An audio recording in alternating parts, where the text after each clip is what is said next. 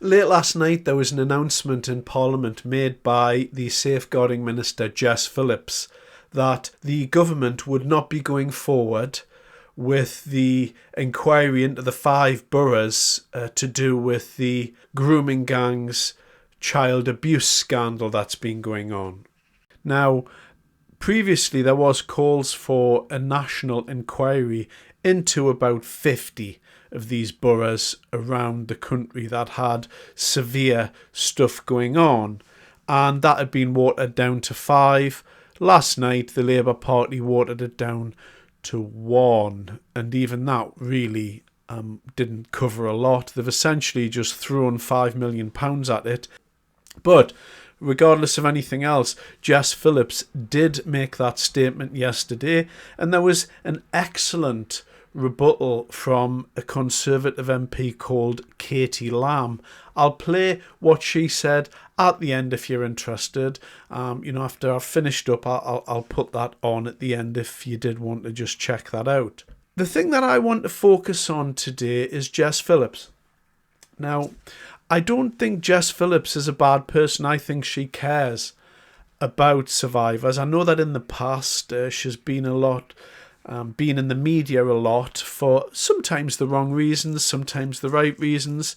But in the main, I believe that Jess Phillips does care about survivors, does care about the abuse that's been going on. So in many ways, she's worse than people who don't care, because she knows what's going on. She's read the report. She's the safeguarding minister. So what she's supposed to be doing there, she's supposed to be looking after the needs of those in our society who are vulnerable, like young people, like other sets. There's a lot of vulnerable people in our society, and Jess Phillips is the safeguarding minister. So she's there to protect people.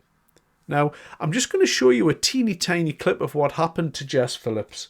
So Jess Phillips stands up and delivers what I'm sure was quite a difficult thing for her to do. She was struggling, she was anxious, she wanted to get it over with, and in fact she found the whole speech that she made so difficult that at the end she sat down and she did this. I commend this statement to the House. Shadow Minister Katie Lam. So what you saw there was Jess Phillips smiling at the end of delivering the speech, or the announcement, if you like, that closed down the inquiry into the abuse of tens of thousands of small children. I commend this statement to the House. Shadow Minister Katie Lam. Now, why did she smile? I don't know whether you've ever been in this type of situation before. I have in my professional life. So I've been in a situation where I was told to do something. So, the upper manager said, you need to go and do X, Y, Z. And there was a part of me that didn't want to do it because I kind of thought, well, that's wrong to do, really. But I did it anyway. When you're young, you're idealistic. You feel like you've got your goals in mind. And there's many things as you grow older that we regret doing when we were younger, because we are imperfect creatures. And I like everyone else, I'm not perfect by any stretch of the imagination. And so you rationalise when you do these things. And one of the things that we say to ourselves when we're doing something that we know is wrong, we make the excuses, but we make it sound as if it's the right thing. So here's an example. So you can say things to yourself like, but I'm looking after my family, and so if I don't do this and I lose my job, then that's going to affect my wife and children. That's a decent reason, if ever there was one. Outside of that, you've also got to think that, well, I'm the one that really cares about what happens to these people, and there's a man standing behind me who'll happily take my place, and they'll do whatever's required. So they will just step into the breach, step into my position, and they'll just deliver what needs to be done anyway. So it's not really going to change what happens. If I say, well, I'm not doing this and I'm going to step down because it's compromising my ethics, then there's another guy behind me or another lady behind me who's quite happy to step up and do what I'm doing. In addition to that, I care about all of these people, and so this guy behind me or this person behind me doesn't care about these people, so everyone's going to be worse off. Not only will they lose somebody that cares about them, I'll lose my position in life. It'll make it harder for my family, and nothing's going to change as a result. And these are part of the way that we rationalise when we breach our own ethical code. And so this happens all the time in life across a variety of different professional jobs. When you're an MP and when you're in Jess Phillips's position, it's a little bit different because you're dealing with the welfare of tens of thousands of people. As a member of Parliament, you sign up to do the right thing.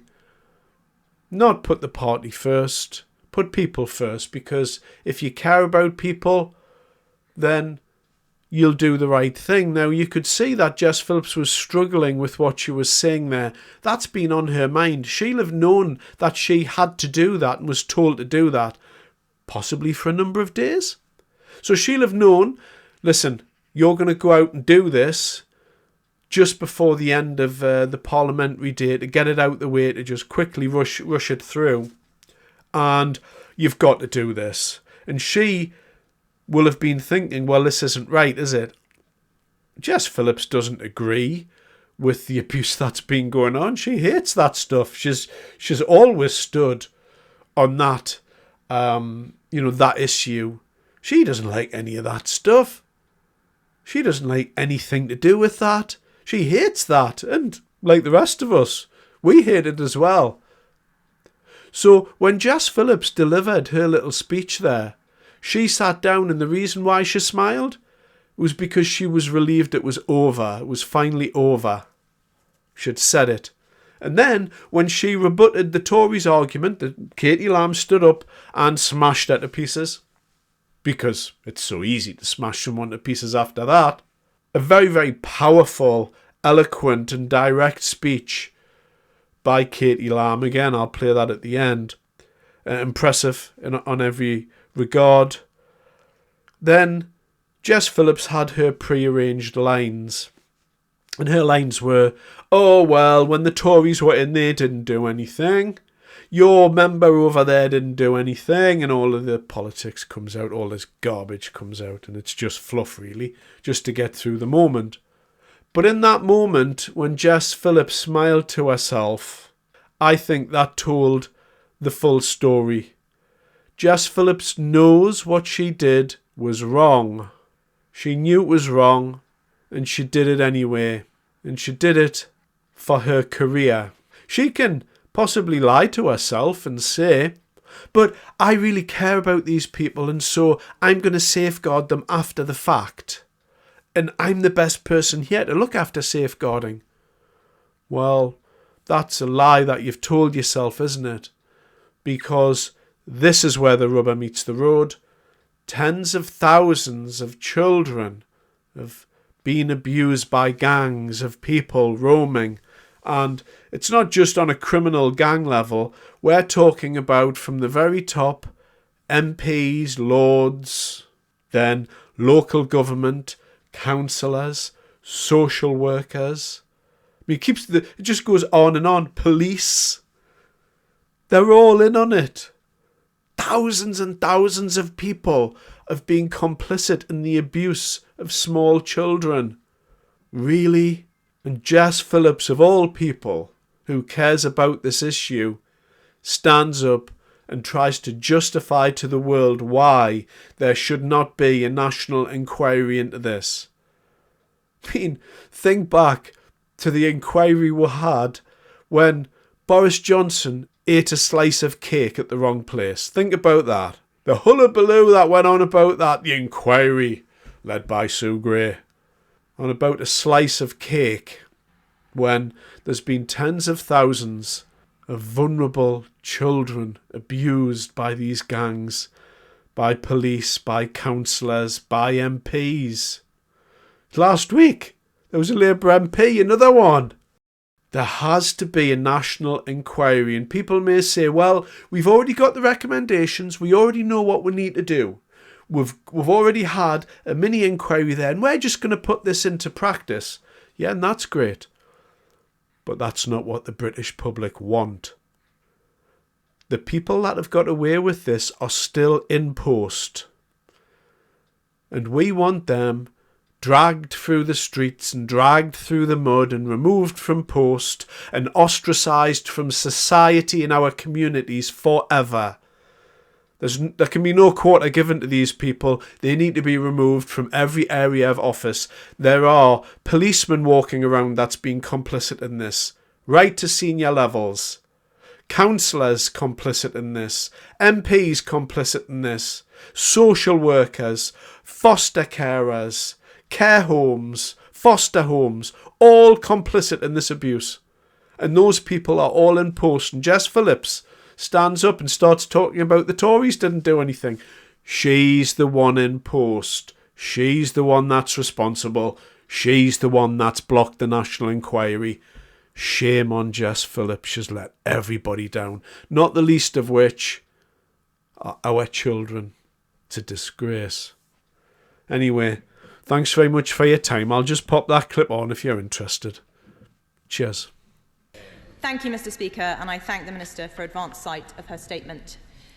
In January, the Home Secretary said the government would conduct 5 local inquiries into the rape gangs which have terrorised so many innocent children. Over 3 months since the government announced these local inquiries, Tom Crowther KC, a barrister invited by the Home Office to help establish them, knows almost nothing about their progress, and neither do we. Why is the framework for local inquiries now being led by ministers rather than by independent voices such as Tom Crowther? Why is the £5 million set aside for inquiries no longer being allocated but instead delivered on an opt-in basis? And what does the government intend to do about local leaders who say there is no need for an independent inquiry, like in Bradford or in Wales? The girls we are talking about, Mr. Speaker, are predominantly white. The men who preyed on them were predominantly Muslim, generally either from Pakistan or of Pakistani heritage. One of the victims from Dewsbury was told by her rapist, I quote, "We're here to f*** all the white girls and f*** the government." Will the Minister accept that, in many cases, these crimes were racially and religiously aggravated? How, without a national inquiry, can we understand what part these factors played? There is no question that the state has failed these children time and again. Take the case of Anna from Bradford.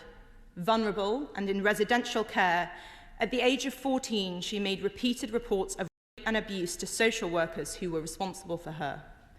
But just the following year, aged 15, she married her abuser in a traditional Islamic wedding ceremony. Far from stepping in to stop it, her social worker was aghast. The authorities then arranged for her to be fostered by her abuser's parents. The ringleader of the Rochdale rape gang, Shabir Ahmed, was employed as a welfare rights officer by Oldham Council. And yet not one person, not one, has been convicted for covering up these institutionalised. So why have ministers refused to establish a dedicated unit in the National Crime Agency to investigate councillors and officials accused of collusion and corruption? And I am sorry to say that that unit, Mr. Speaker, must also investigate police officers. In one case, the father of an abuse victim in Rotherham was arrested by South Yorkshire Police when he attempted to rescue his daughter from her abusers. He was detained twice in one night, while on the very same evening, his daughter was repeatedly assaulted and abused by a gang of men.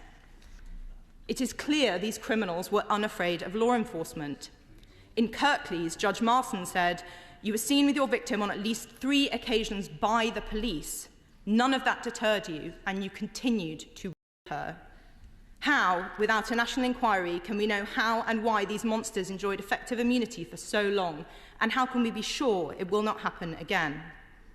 We on this side of the House have voted for a national inquiry and tabled amendments which would guarantee the publication of ethnicity data on a quarterly basis, terminate the parental rights of convicted sex offenders, and make membership of a grooming gang an aggravating factor during sentencing so that offenders get the longer, harsher sentences they deserve.